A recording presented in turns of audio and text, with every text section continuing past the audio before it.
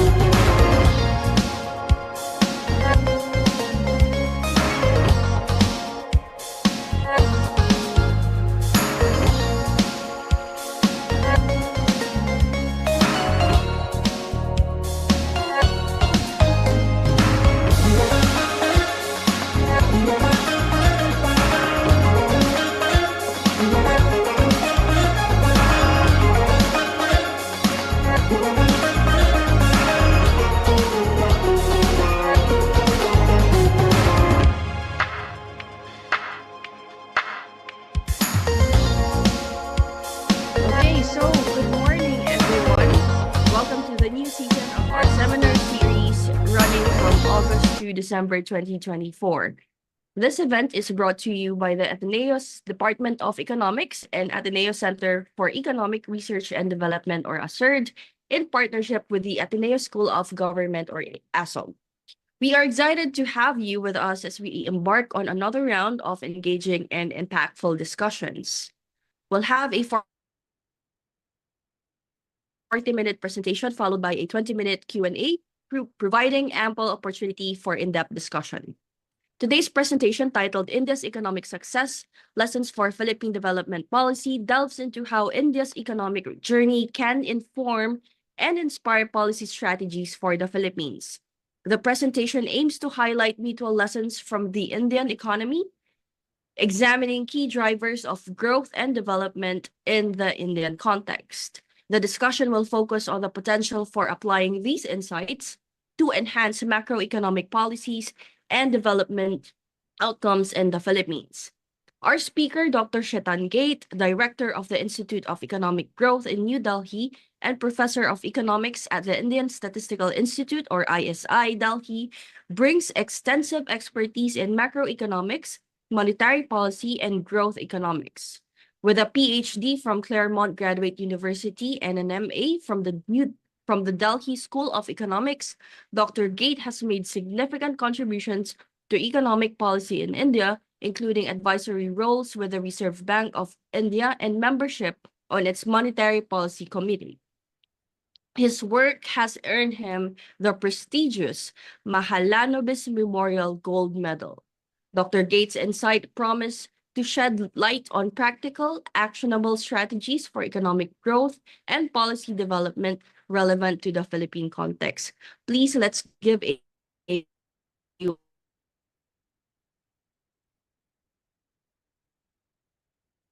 warm to our speaker, Dr. Chetan.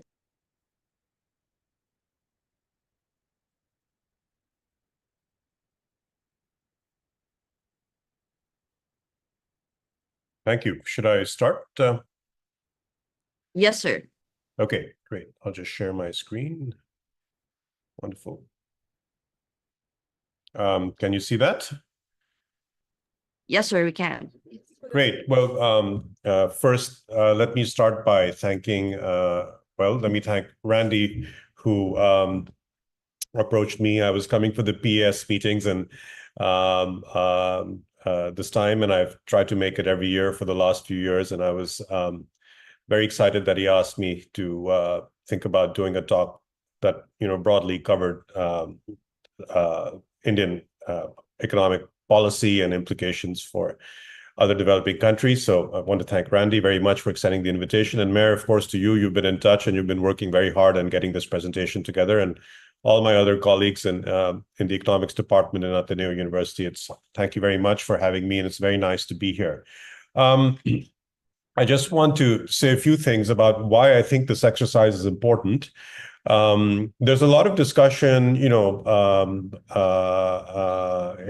micro development and development in countries in the global south, but I think the conversation in macro is much less.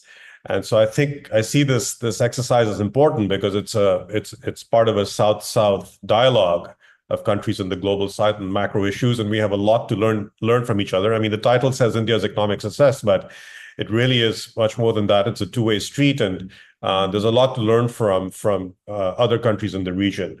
The second thing is that this talk is going to be based on a lot of research that I've been doing over the last 15 years. So it's going to be a policy talk. It's not going to be technical, but it's going to be all the charts that you're going to see, and the discussion that's going to happen is, at least from my side, is going to be based on either published work or work in the pipeline. So I want to be, a little different than what is usually kind of the boilerplate analysis of how we think about policy. It's going to be research driven. And then thirdly, let me just mention that even the title's quite broad. I'm going to focus on macro issues primarily. They're going to be important emissions like health and education. I'm going to talk very little about digitization and skilling. I don't have time to do those. I'll largely focus on macro and core macro issues and talk about those. And finally, I just want to thank Pavan Gopalakrishnan, who's at the Reserve Bank of India, who discussed these slides with me extensively as we were thinking about what the best talk for this audience would be. Okay, so this is roughly what the talk is going to be based on. I'll talk a little bit about external resilience, which will run through a little bit on our reserve accumulation strategy. Inflation targeting. Philippines is an inflation targeter. Some recent work on economic growth, the importance of investment-driven growth, especially in the green transition. And once again, my comments on the climate and climate change part and financing the green transition are going to be minimal. Employment and the difficulty in India on gauging the unemployment rates based on the data sets that we have. And then finally, I'll end up with probably the big elephant in the room, which is public debt, and then some concluding thoughts. I should just say at the outset that India is a roughly $3.5 trillion economy. It's the fifth largest in the world in terms of dollar exchange rates. So it's large, and I think the Southeast Asian region has a similar combined GDP of roughly 3.4 trillion. Of course, India has about 1.4 billion people, and the Southeast Asian region has about 700 million people. And there's roughly $200 billion of FDI that comes into the Southeast Asian region. About $100 to $140 billion comes through Singapore, and the remaining $60 billion come through the rest. This is excluding India and China. This is just the Southeast Asian region.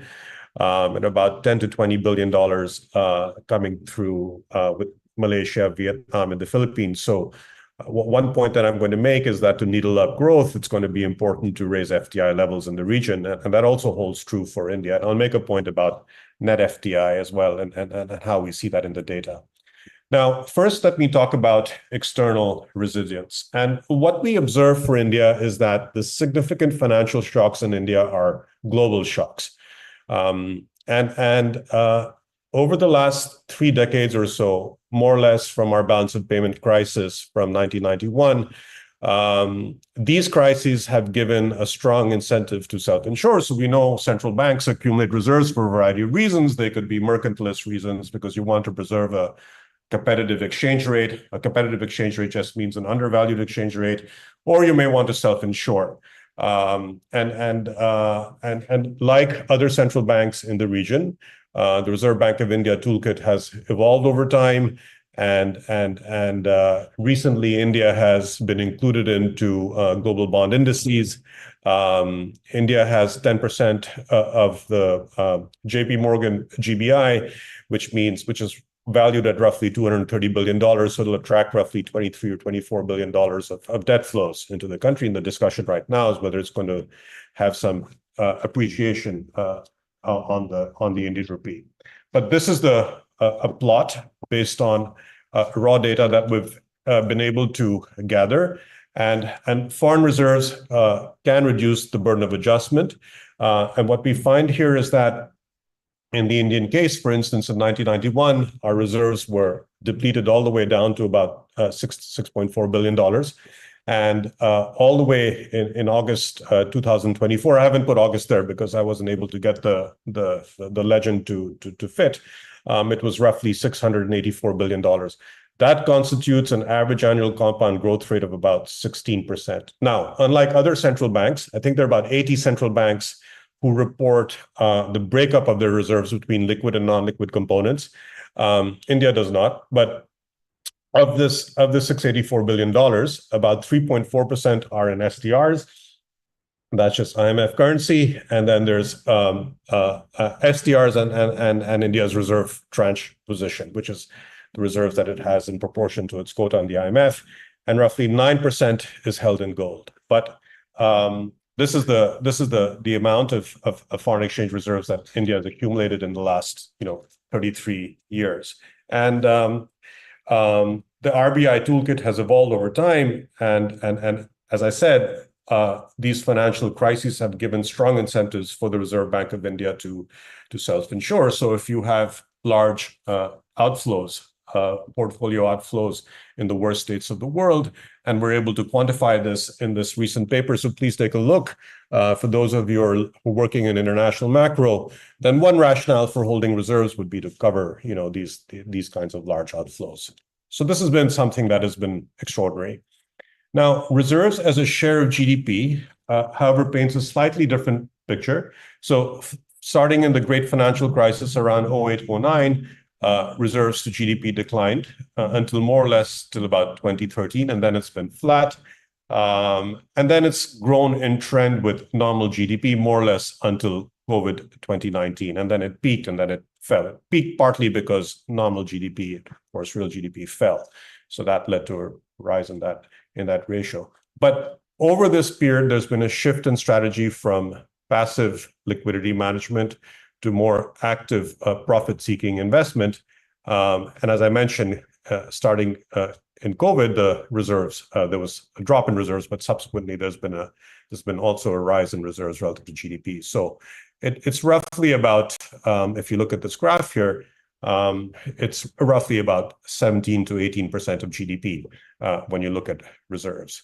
Now, if you were to plot two proxies for uncertainty, and this is also relevant for the Philippines and other countries in the region, the VIX, as you all know, is a proxy for global uncertainty, and that's the greenish line there. And the dark blue line is the implied volatility based on dollar INR options that is produced by Bloomberg. And so that's a local proxy for volatility. Now, if you look at the great financial crisis, so look at the spike around 08 or 07 to about 09, you see concordance. You see both the global proxy for uncertainty and the local proxy for uncertainty increasing. But then if you look at the taper tantrum, which is around May 2013, you see that the implied volatility is higher in the taper tantrum because it affected the fragile five. India was one of them. So, and then if you go on to COVID, you see that again, the greenish line spikes, and that suggests that once again, the world is more volatile.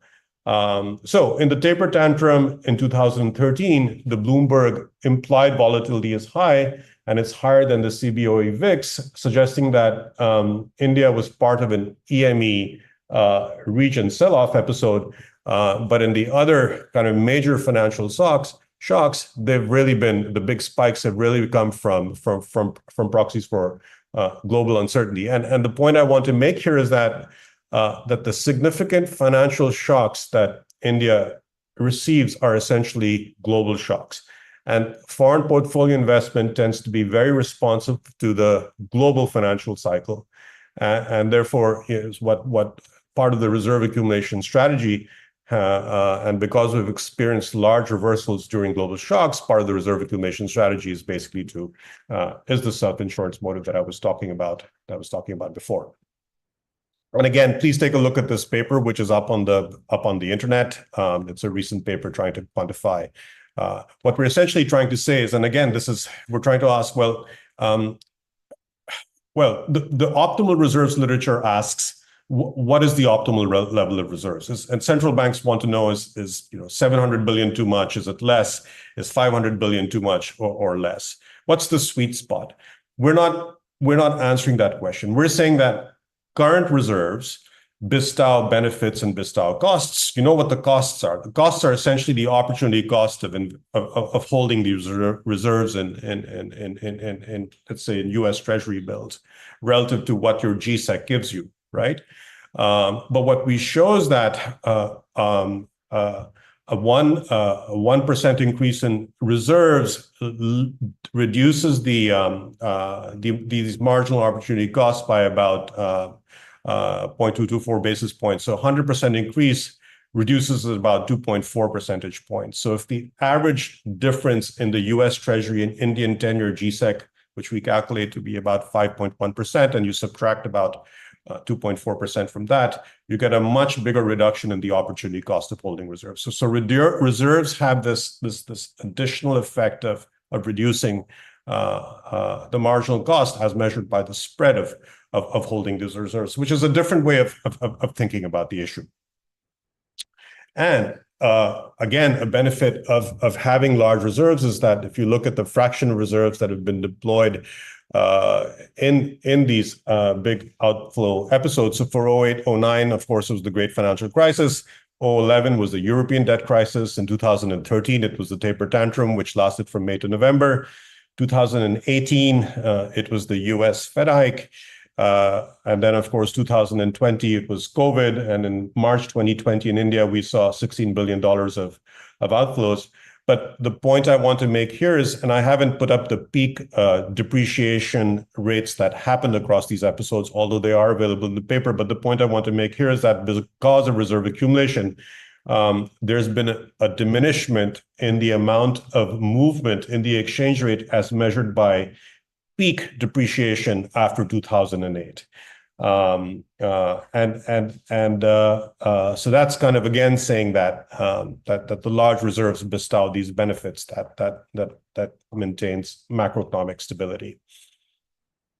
And then finally, last couple of slides on equity versus debt flows, again drawing on this research. So in India, in large kind of, so here, let me just define gross capital inflows arise when your economies incur more external liabilities. And those are basically going to be inflows with a positive sign. And when the economy reduces its external liabilities, those are going to be inflows with a negative sign. And in India, equity inflows in some of the larger episodes tends to be about 15x of debt inflows. And typically equity outflows and debt outflows and equity inflows and debt inflows have very high co-movement. So there's a lot of clustering. There's a lot of clustering in the data. But what we see here is that in India, most of the domestic portfolio outflows are restricted by capital flow management measures. And capital flight and retrenchment do not feature in the Indian response to global shocks. So it's more non-resident outflows or net sales of domestic financial assets to foreign residents that drive these flows. And these, if you look at FDI plus foreign portfolio investment, these all amount to about 2.5% of GDP. I think debt flows are roughly 0.5% of GDP. Now, on the trade side, the merchandise trade deficit has gone down as a percentage of GDP. So it's about roughly right now about -7% of GDP. And of course, this is then countered by primary and secondary income plus the invisible surplus. But of course, there are various advantages of an open economy. It makes an economy more competitive. It reduces monopoly behavior. It gives customers a variety of choices. And it also gives policymakers an opportunity to evaluate their domestic performance using foreign markets as a measure. But our merchandise trade deficit has been offset by a surplus on the invisibles balance. And that is more or less of somewhat equal measure. And so these are quite large, and these come in terms of, service sector exports and imagine this is also true of the Philippines. And so what you find is the country currently having a favorable balance of payments position. And you could say, well, if you look at the first set of red lines, if you look at the current account, so and these are basically in US dollar, $1 billion, okay? So, and then as a percentage of GDP, you can see that the current account is, 19, it was about -2%.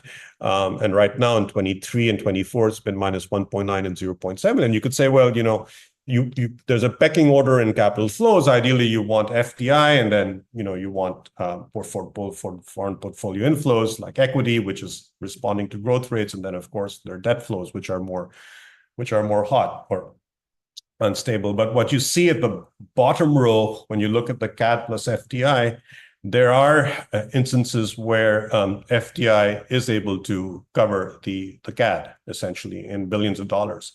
So that's good.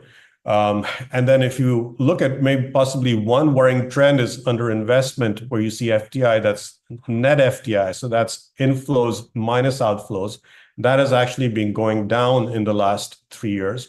One of the reasons for that, and that's why you can see that the ability for FDI to finance the current account has therefore also gone down. So you see FY23 and 24 becoming -39 and -16 when you look at the CAD plus FDI numbers. But what I'm trying to impress upon you here is that even though FDI numbers have gone down, that's also partly because there's been more repatriation of profits and dividends outside, which has made the outward FDI increase. So it's not because there's less profitable opportunities in India, but it's more because there's been more repatriation of profits and dividends, which has reduced the net FDI number. But whatever it is, it's going to mean that there's less FDI available to offset this current account deficit. But the current account deficit is not large. Okay, so that is my broad characterization of the external sector. I'll just end by saying that reserve accumulation has increased. There's a lot of interesting research on optimal reserves, and we've contributed to this debate by thinking about the marginal costs and marginal benefits of having more reserves, and the current account position at the current juncture looks comfortable. Now let me get to a few observations on inflation. And inflation targeting in India was adopted in 2016. In the Philippines, it was adopted close to over 2 decades ago, and then, of course, in Thailand in 2000 and in Indonesia in 2005. And if we look at exchange rate volatility, of course, exchange rate volatility has gone down. Inflation has gone down, and inflation volatility has also gone down, and that's important. And by the way, so the Philippines has also done well under inflation targeting. But we know that even though there's no clear definition of financial stability, but let's just put a working definition there, which is it's the smooth functioning of financial markets and institutions. There are multiple linkages between price stability and financial stability. So it's important to have price stability. And we typically think of price stability as meaning that countries should have annual inflation, assuming they have a nominal anchor that is typically CPI headline inflation, a consumer price index, just headline inflation is measured from that. If we think of price stability as being inflation targets in low and single digits, it's an anchor of financial stability. And because of the adoption of inflation targeting and other reasons, I think the Reserve Bank of India's communication to financial markets has become much clearer. Financial market participants understand what the Reserve Bank of India was doing. Of course, before this, it was following a checklist approach, which was called a multiple indicator approach, and inflation management has been substantially better. And just a few challenges here which pertain to the region, but also to the Philippines, is that if you have growth targets and you're aspiring to have 6 to 8% growth because you want to absorb this labor force and give them employment opportunities, you're going to need credit. And not only are you going to need credit, you're going to need credit that matters for growth.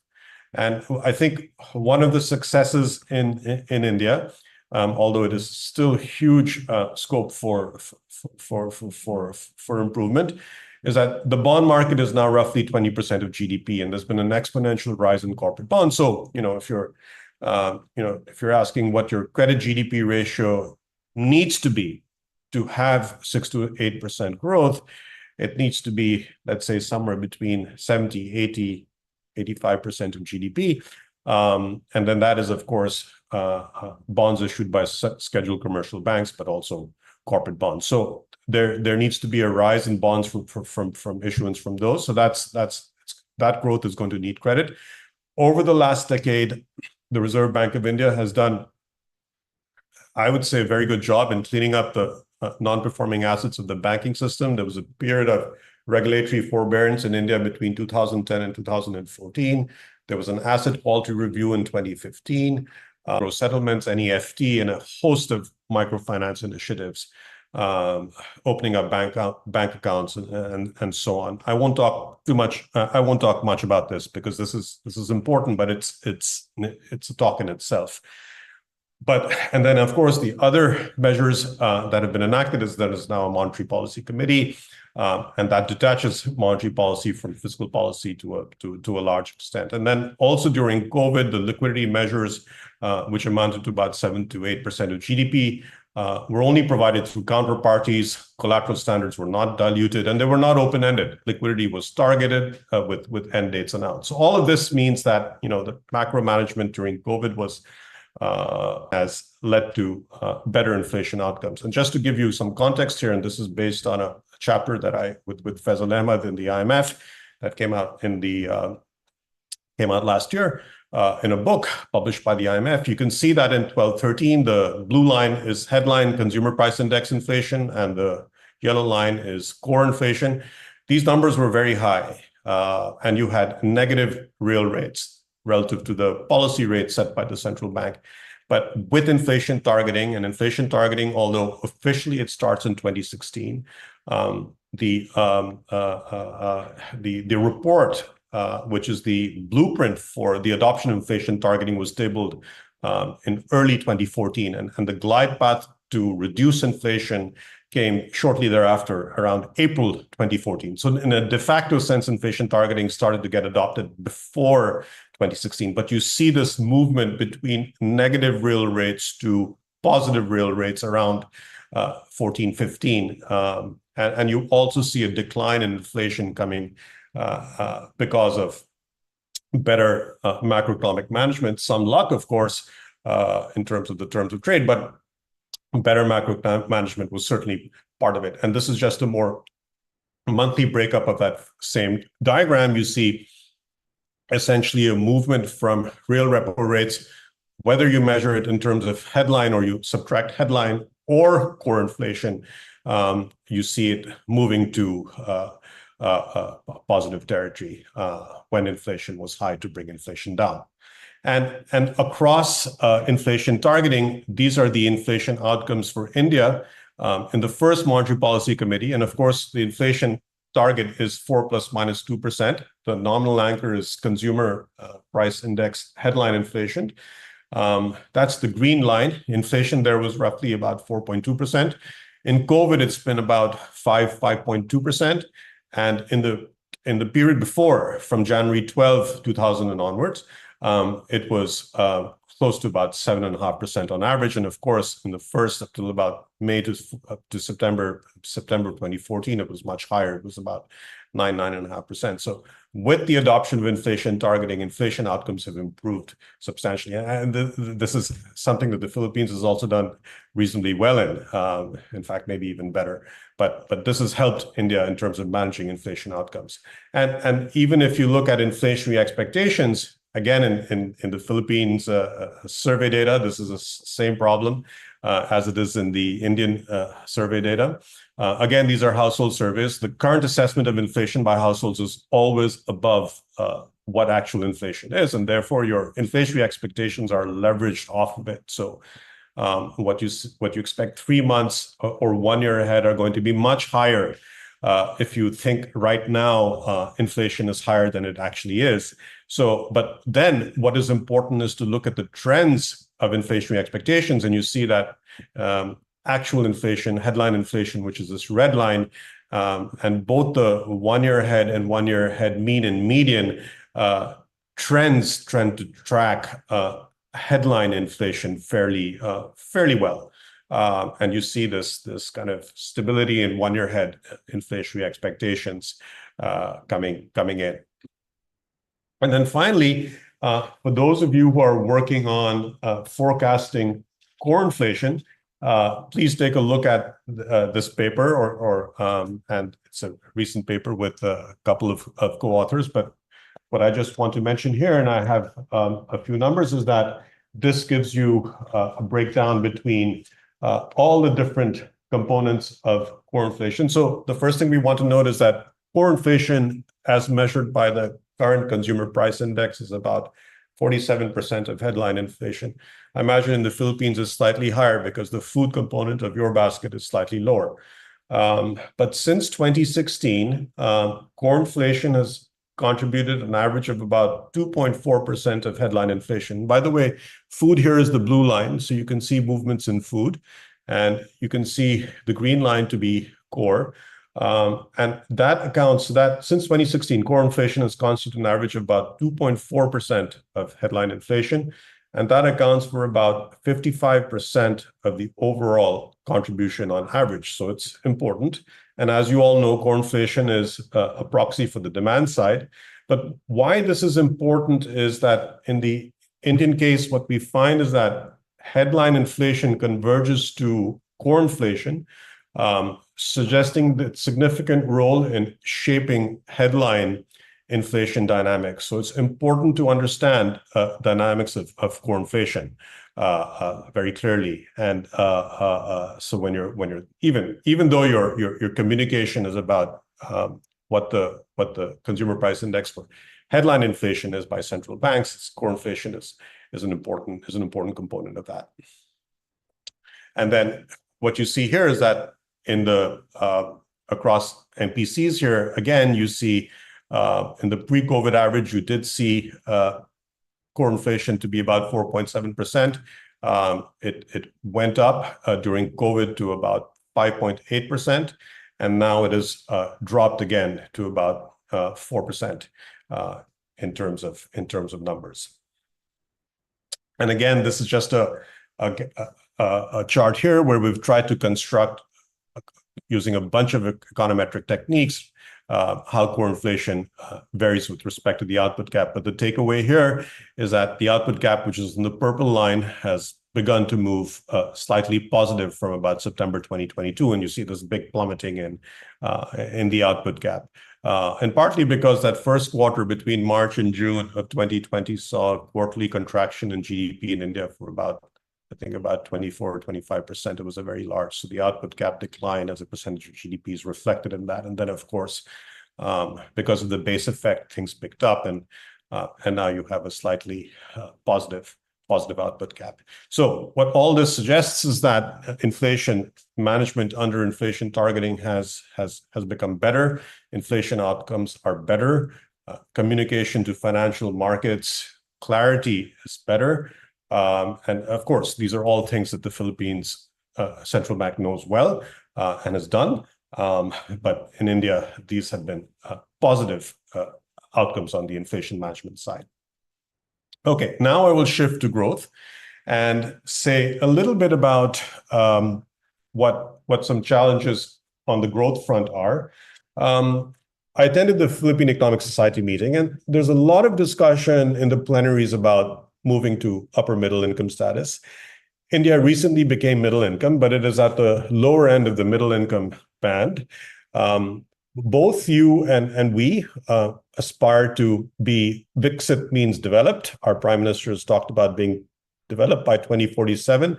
And the Philippines has traditionally been described as the East Asian exception. It was initially leading and then lagging. There was anemic growth in the 1980s. And it's similar for India. From about 1950 to early 1980s, our aggregate growth rates were about 3.5%. In the 1980s, we saw some liberalization reforms that raised growth to about 5.5%. And then since 1991 till about 2023, growth has averaged roughly about late 6s to about 7%. In both countries, there's an active debate on what the sectoral engine of growth should be. Is it going to be services? Is it going to be manufacturing? Have we missed the boat in manufacturing? Is the manufacturing sector creating enough employment? And I'll just show some numbers where there's been a substantial rise in formal employment creation in the manufacturing sector. In fact, that's responsible for the overall increase of formal employment in the economy, but by quite a bit. This is an active debate, and there's going to be a lot of research on this in the coming years. Of course, Danny Roderick spoke about this in the PS, and this has kind of been coming up in the last few PSs as well. But in both countries, there's been a substantial reduction in poverty, even though regional disparities exist.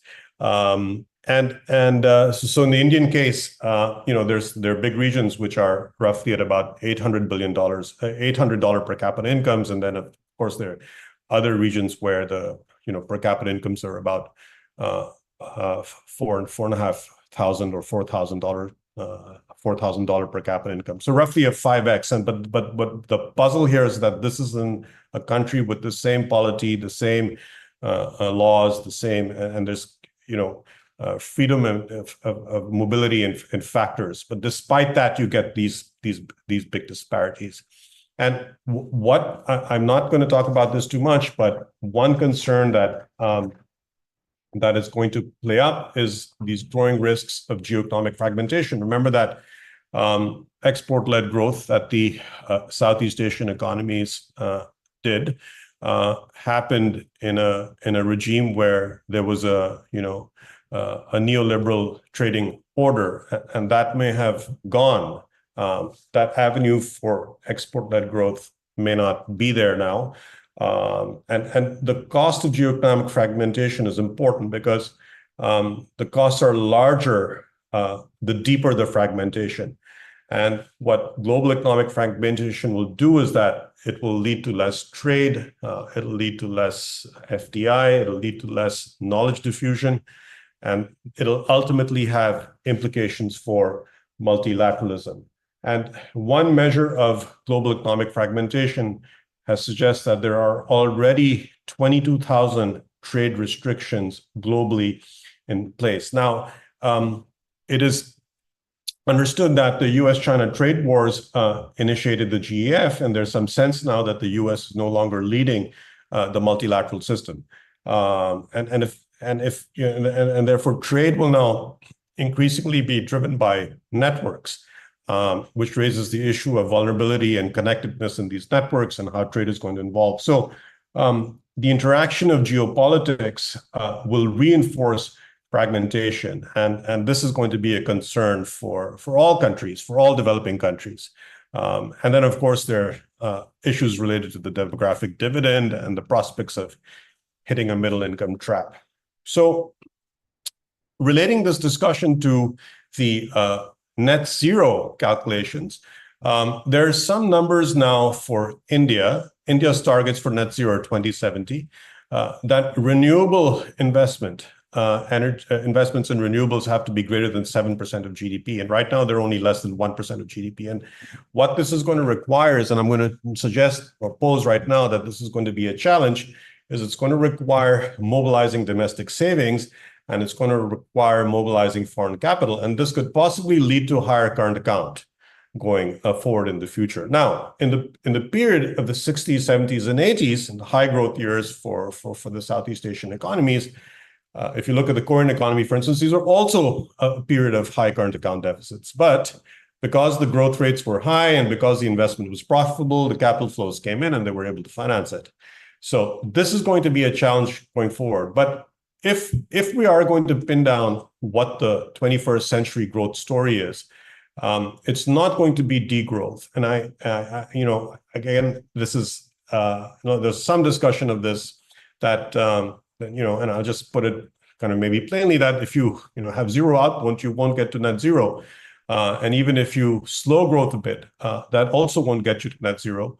It only gets you to net zero more slowly. So what is going to, this is in fact a big opportunity for India, and other countries is investing in sustainable assets and infrastructure, which will boost demand and growth and sharpen supply and spur innovation and efficiency. So these are going to be, targets that countries will need to adopt. And in the Indian case here, what we find is that, and this is a carefully constructed growth decomposition using CLEMS data. I don't think the Philippines is on the CLEMS database yet, but I may be wrong, and somebody can correct me. But what we do here is take GVA growth and decompose it between the contribution of labor input, which adjusts for schooling, the contribution of capital input, and total factor productivity. And what we see here is that the predominant driver of growth in India over the last 40 years has been the capital input. In fact, the capital input has been close to 61 or 62% on average. And that's this grayish line. The labor input has been about 65%. The labor input's been about 31%, I think. Again, as I said, this adjusts for years of schooling. And total factor productivity is about 3.1%. So in this discussion about the quantity of growth and the quality of growth, I think it's more impressive about growth. Of course, the quantity of growth is important, but the quality of growth is also important. Higher productivity makes the economy less prone to inflation. It makes sustaining your budget deficits more easier, and it's more likely to deliver strong wages. As you know, if capital labor ratio is rising, wages are going to rise. So this is the growth decomposition. So one challenge here is that total factor productivity growth, and the regions where you see that it is down below the zero lines, and those are years where the TFP growth rate was actually negative. And the green line is the overall number, taking into account all three things. So India's growth story over the last 40 years has been capital investment driven. And in COVID, you saw this sharp contraction in real GDP growth. And then because of this, the rebound, you see a large spike in recovery. The recovery was quite strong. And then since COVID, the growth rates on average have been close to 8%. I think they're slightly above 8%. One concern here is that, and this is also going to be true of the Philippines, is that a lot of this growth has been driven by pent-up consumption demand, which may be beginning to peter out. So for emerging market economies where consumption to GDP is roughly, ranges between early 50s to about late 50s, about percentage of GDP. It's the biggest share of output. This is going to be a challenge on the incomes, on the demand side, in terms of supporting growth as this pent-up demand from COVID begins to peter out. And now, when we did this graph here, we were looking at the big five economies plus the Philippines. And these V's here on the left diagram, India is the black, and the Philippines is this kind of greenish blue line. You see that India's contraction was a little more severe, but then its uptake was stronger. And then the fact that the black line is above suggests that compared to the other bigger economies, its growth rates have been higher in the post-COVID period. And this right-hand graph just magnifies the 2003 Q1. And the way this graph works is that 2019 Q1, the growth rates are normalized relative to this value. So everything in the subsequent lines is relative to the 2019 Q1 number. So on the right-hand side, we just take the 2023 Q1 and magnify it and then open it up. And what you see is Philippines is about 1 there, and India is about 2. So in other words, in 2023 Q1, India's growth rate is about twice what it was in 2019 Q1, and it's been able to maintain that at a fairly high rate. And then if you look at some other countries like the United States, it's slightly lower, even though the United States has experienced reasonably good growth in this period. And then again, just looking at how the components of demand are structured, consumption is about 57-58% of GDP, according to the National Account Statistics. Investments is in the 30s. Government consumption in India is roughly 12%, 10 to 12%. It's fairly stable. That's government final consumption expenditures. And then, of course, the blue line, the green line below is our net exports.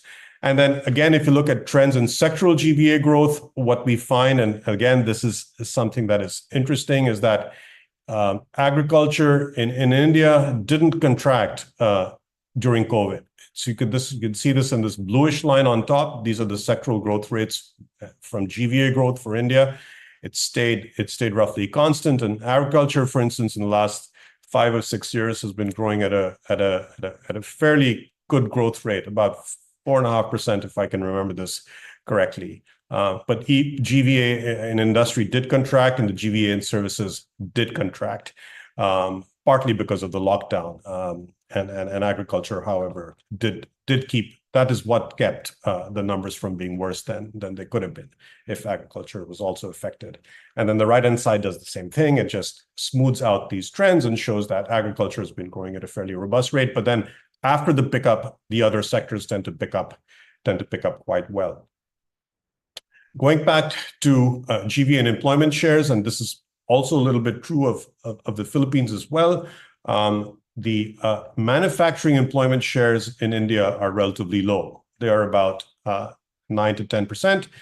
That's the orange line on the right-hand side. And then if you look at the sectoral GVA shares, manufacturing in India is about 15%. And this is the big challenge here, is that it's been roughly flat for a long time. So if you look at the structural transformation in India, the agriculture and allied activity share has gone down as a percentage of GVA. It's gone down to about 15% from about 40% in 1980 and about maybe 70% in 1950. And the take-up in employment has largely been in services, and this is this gray line. And a lot of these services are essentially informal services. So for instance, trade and retail have very large informal components in the data in India. They're roughly 90%. And I imagine in the Philippines, they're probably equally high. So the uptake in surplus labor out of agriculture has been largely in the service sector and in informal services, things like construction and so on, or the non-traded sector. So this is again a development challenge, is to kind of create enough jobs for labor coming out of the agriculture sector. Remember, the link between growth and prosperity is through wages. If growth creates high wages, then that leads to prosperity down the line. But if growth is not going to create high wages, then that's going to limit the amount of prosperity that it can create. So these are carefully constructed graphs using the CLEMS database. And then going back to the point that the investment rates, however, even though agriculture did fairly well during COVID, the capital output ratios are quite low. So they're close to 2 for agriculture, and low capital output ratios, as you know, reflect less investment in capex in that sector. In the other sectors, it's quite high. In the economy-wide, it's about 3 point. I think that's the black line. However, is somewhere around the 3.5s, which is typical for other AMEs. But the low capital output ratio in agriculture is reflective of the fact that there's less investment in the agricultural sector. Now, the challenge I want to pose is that if you look at gross investments versus gross savings and take India's high growth years between 03 and 08, and I should speed up. I'll speed up now. I'll try and wrap up in about 5-7 minutes, if that's okay. I hope I am following. Oh God, I'm way above time. You see this decline in household savings to about 5.5% of GDP currently.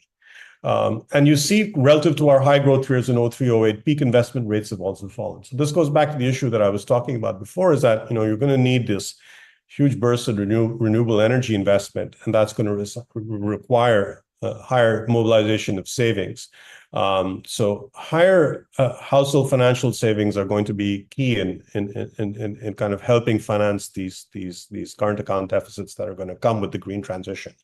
But during COVID, there has been some increase in household financial savings.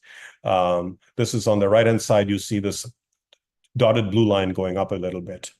And then again, going back to FDI, net FDI is about less than 1% of GDP. I said in the beginning that raising this will needle up growth by a substantial amount, apart from helping with technological infusion and so on. And then, of course, having these high investment rates to finance the green transition is going to mean that we're going to be living with higher current account deficits, possibly, unless we're able to mobilize higher savings in the future. And that'll require the governments to run lower deficits and for the corporate sector to save as well. Okay. Now, finally, getting on to employment. Again, this is based on a recent study that has just been completed for the Reserve Bank of India. And we find that the rise in the formal share of total employment from the manufacturing formalized share has a fairly strong role. So manufacturing regular employment, we typically think of employment of three types in the Indian data: regular, casual, and self. Casual and self is informal, regular is formal. There's been a large increase in the formal employment share in manufacturing from about 27 to 50%. But one thing that we find is that regular employment is pro-cyclical. So when output increases relative to trend, there's more regular employment, which is not surprising, tends to be hired. But casual employment minus construction is countercyclical. In India, 70% of the casual employment is countercyclical. So when the economy picks up, and you don't include construction in your analysis, you'll find that regular employment goes up, but firms begin to retrench casual employees. And that leads to kind of a switch. But when you have construction added in the data, you find that this switch is reversed. In fact, when the economy picks up, there's more demand for casual work. So here is the trend that we have over the last 40 years. So one growth challenge for India is going to be that self-employment dominates total employment. And while it has fallen, and this is this gray bar here, the gray bar is essentially has been following over the last few years. It is about 53% of total employment. Formal employment has increased from 13 to 24%. Casual has fallen from 29% to 23%. And as I just said, the share of formal employment in manufacturing has gone up from 27% to 50% in the manufacturing sector. So self-employment tends to be symptomatic of a dualistic labor force. And this is going to be, if you tie it in with this graph that I had on total factor productivity before, it's going to be something that needs to be thought about. Now, in terms of the two commonly used data sets that we have in India, one is the PLFS, Periodic Labor Force Survey, for which the data is publicly available. And another one is by the Center for Monitoring the Indian Economy. They have two slightly different definitions of unemployment. The CMI just asks people, and the people who say that they're willing and looking for a job, I mean, they're out of the labor, they're unemployed, but they're looking for a job, or counted as unemployed. And then the PLFS just use the UPSS status, which is the usual principal and subsidiary status. And you get very different proxies for unemployment based on those two different definitions. CMI, which is on the left, shows unemployment having gone up fairly substantially in the COVID period. But if you look at the PLFS, it shows that unemployment has actually gone down. So this is a good area of research where researchers are trying to kind of figure this out, and they would give you different pictures based on what approach you use, kind of more survey or something like the PLFS. But going back to this point that you find that, look at 0.25 here, that regular GVA, regular employment is moderately pro-cyclical. Casual employment is counter-cyclical with the business cycle, but when you add construction to the story, you end up with the casual employment actually becoming pro-cyclical as well. So in other words, when the economy picks up, you get more people wanting possibly second homes and so on, and there's more construction and building and so on. So that study, just as a little bit of a plug for theirs, thinking about monetary transmission in the context of labor markets in India, how monetary policy shocks affects a firm's choice to hire, regular workers, casual workers, should it outsource, not, and so on, and how we can say something general across the business cycle, and whether more formalization of the workforce increases the effectiveness of monetary policy transmission, and we show that it does. Then finally, I'll just end by saying a few things on a recent paper on public debt. And the Philippines will know this well, is that there's been a surge in global debt since the great financial crisis, and sustainability of debt has become important. And this is just total liabilities. So the black line is both items on the consolidated fund plus the public account, right? And the dotted gray line is general debt. General just means state and center, and total liabilities means state and center plus items on the public account, contingent liabilities. And we saw a sharp rise in debt, sovereign debt. And by the way, the predominant debt in India is sovereign debt. In the case of China, it would probably be more kind of corporate debt. And so we see this substantial spike up. And then when you look at interest payments to revenue receipts, these have fallen since 2001 with the adoption of fiscal rules.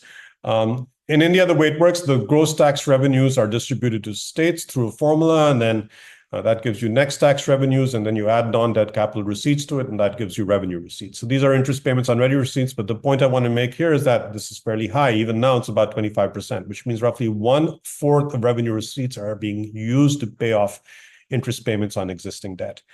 I'll just end by two quick simulations that we've done. We're asking the following question. We're saying that in the recent union budget, which is announced every year by the Ministry of Finance, the finance minister pointed out that fiscal deficit targets are now going to be calibrated to meet debt reduction goals. So we asked, well, in this decomposition of debt across two arbitrary periods, first, what components are driving the change in debt? So if you look at this nominal interest rate column, you can see it's fairly high. The interest payments on debt is a big factor in explaining the change in debt across two arbitrary time periods. And we just take the beginning of the decade and the end of the decade, roughly. Inflation and growth both reduce debt, but you can see in this 2019 number of minus 15.9, with inflation targeting, inflation is going to become less salient in reducing debt. So what's going to reduce debt is better fiscal management. That's the deficit/surplus part, and growth. Right? We need to have high growth now to reduce debt, because now the targets are going to be driven by debt. Fiscal deficit targets are going to be driven by debt. And if we do a counterfactual analysis and ask, well, if inflation is pinned down, let's say we take general debt. General debt is just state plus center debt. And this is just not items on the public account, but just items on the consolidated fund. And we are at 73% general debt now, 2023, and suppose we want to reduce debt to 60. So this is this first line here, and that's a 13% change. Suppose the central bank is able to keep inflation at 4%. Suppose the 10-year GSEC averages 6.5% in this period. Suppose the primary deficit averages 2.5% in this period. What will the growth rate need to be to reduce debt by 13 percentage points? And we find it's 10.22%. It's quite high. And then if you do this again, but you extend the time horizon to 10 years and keep inflation at 4, the growth rate requirements become 8.46%. With inflation going up a little bit to 5, we find that growth rates still need to be 9 and 7.44, so they need to be quite high. So there's no escaping the fact that meeting these debt targets going forward is going to require higher growth. And then the same holds for union growth. Union debt is just basically center government debt. Right? Just consolidated fund items, not public account items. And you'll see that the growth rates here are going to be fairly quite high. So this suggests that high growth is going to be needed for navigating the climate transition. It's going to be needed for, of course, for all the welfare reforms that the Indian economy needs to conduct through its anti-poverty programs. And also for debt reduction. So I'll just end by saying that this talk has tried to say that investment is at the core of the new growth story. And by the new growth story, I mean the growth story of the 21st century and navigating the green transition. The challenge in India is that while we had a balance of payments crisis in 1991, which dealt with the first generation reforms, which were product market reforms, the second generation reforms in factor input markets are much more tricky, partly because factor input markets are largely in the domain of states. Things like land, labor, agriculture are in the domain of states. So one issue is, of course, securing buy-in for these reforms. And the second is managing the transition to ensure that the people who lose are going to be adequately compensated. I think we need a lot more discussion on net zero pathways and the amount of investment needed to get to these net zero targets. And of course, an aspect that I've not discussed at all, I've talked about employment numbers a little bit, but is skilling, and there's a big thrust in India now on skilling. And of course, financial digitization is going to play a massive role in reducing informality, as it already is. So I think these are just some few kind of successes of the Indian economy, but also the challenges that we face going forward. So I'll end there. Thank you very much, and I apologize for exceeding my time. All right. Thank you, Dr. Ghate, for the timely and enlightening lecture. We are now approaching our Q&A segment. We are encouraging participants to please raise your hands or type their questions in our chat box. Do we have any questions? Yes, Mr. Luigi Alcaneses. Hello, sir. Thank you very much for the wonderful talk. I was actually curious about when you mentioned how agriculture was relatively unaffected during COVID, and given that there were the recent protests during the pandemic, and it prompted the Indian government to double down on its protectionist measures. I was thinking of asking, what do you think India's trade policy will look like under a Trump presidency, since there's a stronger risk of global trade volatility, like, for example, in semiconductors or on the tariffs that India imposes on other countries? And would those risks, in your opinion, be a significant contributor to reconsider joining the RCEP, for example, so that they could, weather those risks in the short run? Thank you. Would you like me to take each question as it comes, Mayor? Yes, Dr. Ghate. Okay, so agriculture had stayed fairly robust throughout COVID, in part because the lockdown didn't affect agriculture that much.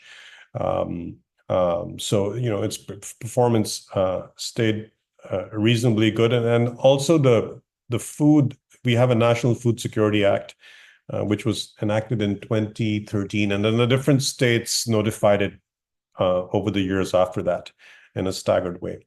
And during COVID, the food entitlement, and the National Food Security Act covers roughly 800 million people. It's the largest food transfer program in the country. And the monthly entitlements for a limited number of agricultural commodities, which they can buy at very, very low rates, was doubled.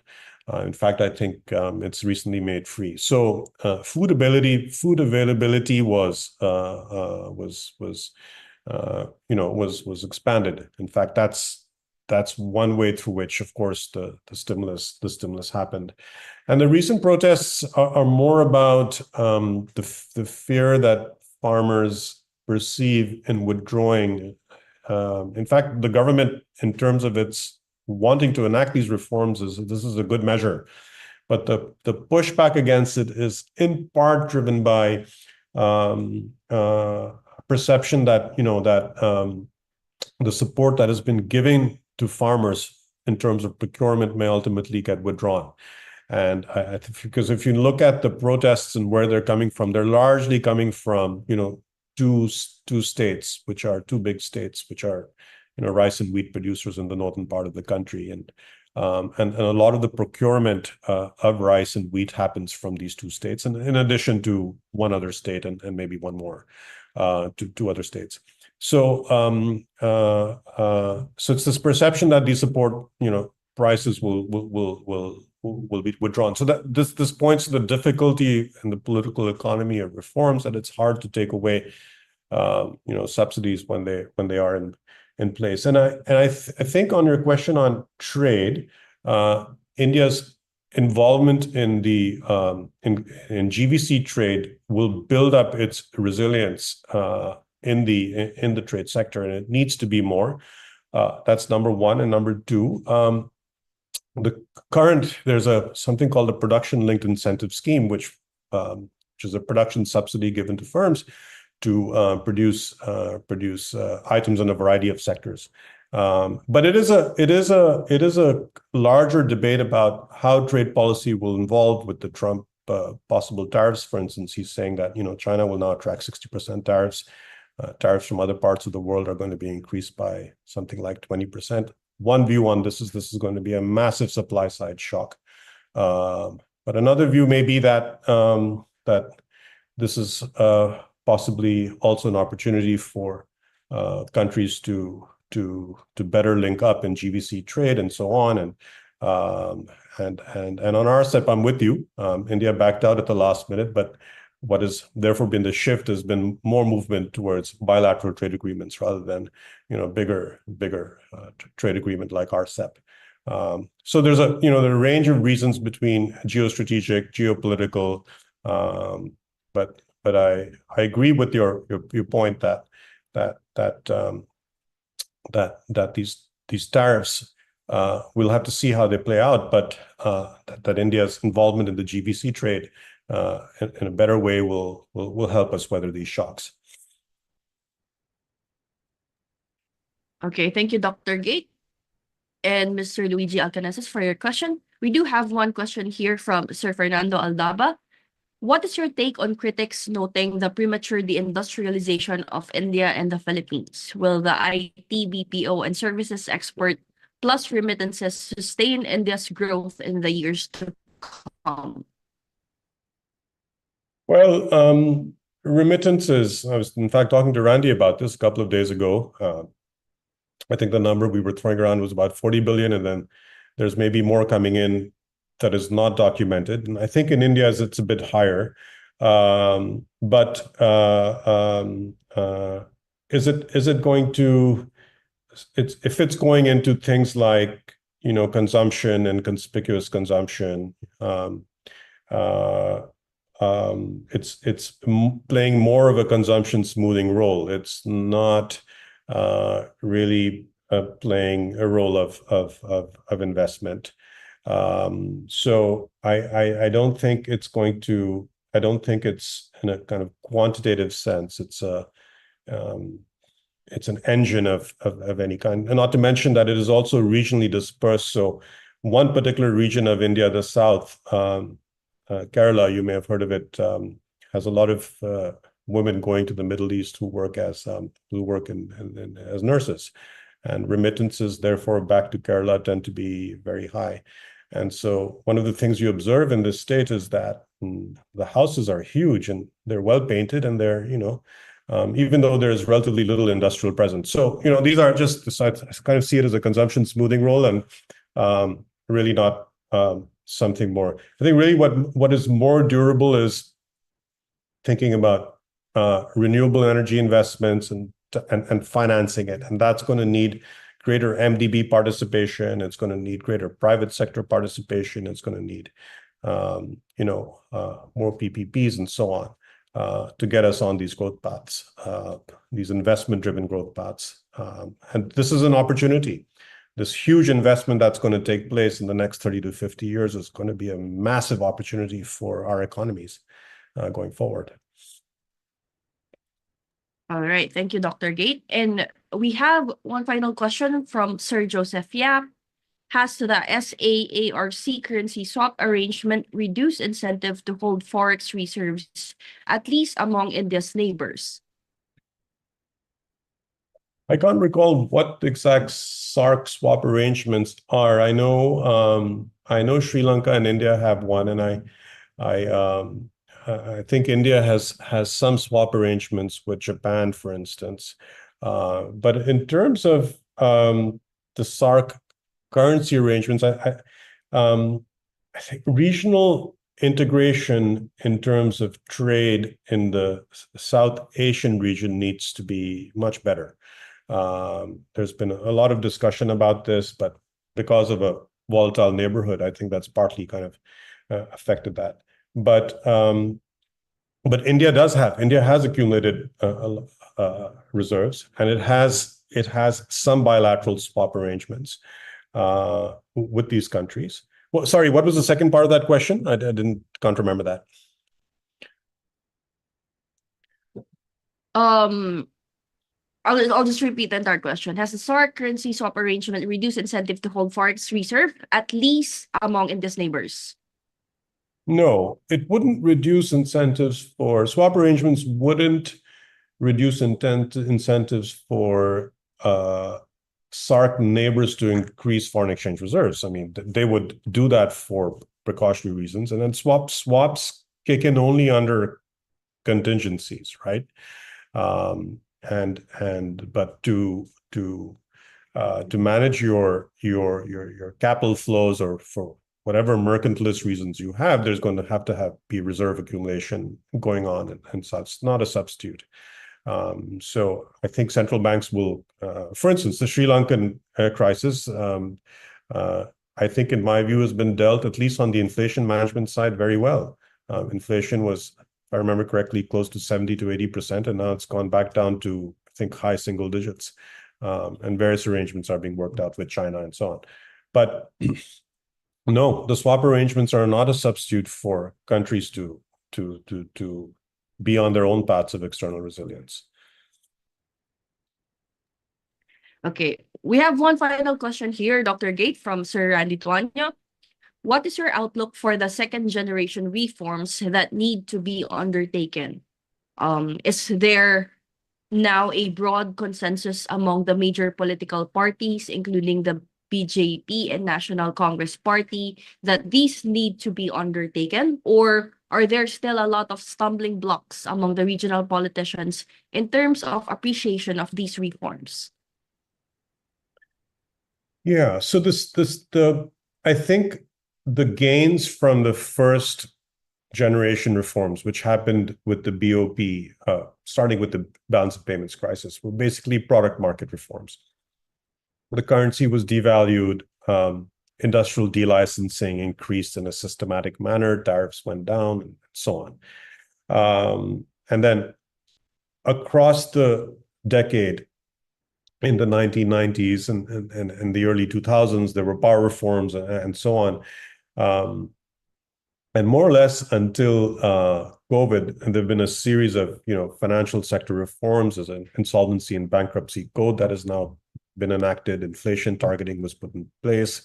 The multitude of indirect taxes were consolidated into a goods and service tax, which is now beginning to pay dividends, tax revenue. So tax revenues as a percentage of GDP in India is roughly 17%, combining center and states. And for the center, it's about 10%. And of that, direct and indirect taxes are roughly about 5% each. And there is some discussion in India that tax rates are high. I maybe on the indirect side, but on the direct taxation side and the corporate taxation side, I don't think so. But the buy-in, what complicates the second generation reforms is that they are in factor markets, and factor input markets largely, not entirely, come in the domain of the state. So for instance, we had something like 43 different labor laws, if I remember correctly, and those were consolidated into a new labor code with about 4 labor laws. Now, the challenge is for the states to enact them, and that's going to take time, and it's going to be difficult. Land acquisition, for instance, is often a barrier to industry setting up. So the overall challenge for second generation reforms, which are in these factor markets, is going to be a key thing, and it is something the government will have to burn up its political capital on. I think it's kind of an important way forward to keep growth in a high range. Remember, you can't take economic growth for granted. You have to really work at it, and it's going to require a lot of thinking. And then, of course, there's also this issue of compensating people who lose out from the reform process adequately. There needs to be more thinking on that. So this is going to be this kind of earmarking between what is in the domain of the states and what is in the domain of the centers is going to be a critical space to navigate to enact these second generation reforms.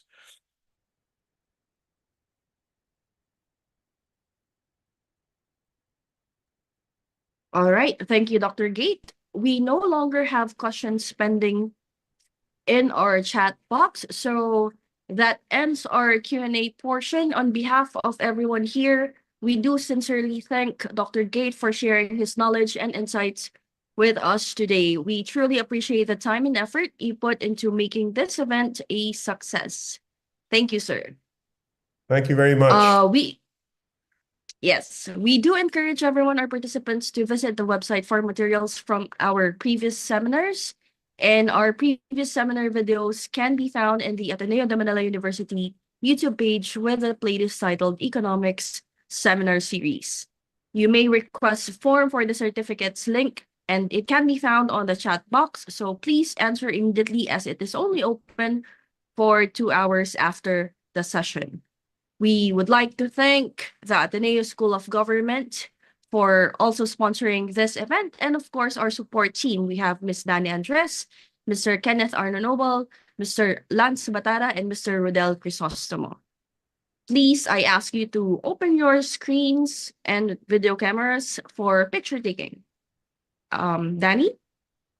Yes, po. So I'll be facilitating the photo. So there's only one screen on my end. So let's just have 2 seconds for everyone to turn on their cameras. If you can't turn on your cameras, that's fine. Just do a zoom. Yeah.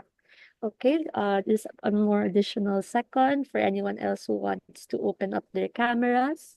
Okay. Taking the first photo in 3, 2, 1. Okay. Then taking the next photo, another photo in 3, 2, 1. Okay, thank you po. All right. Thank you, everyone. Thank you, Dr. Ghate. Thank you. Thank you very much for having me. Thank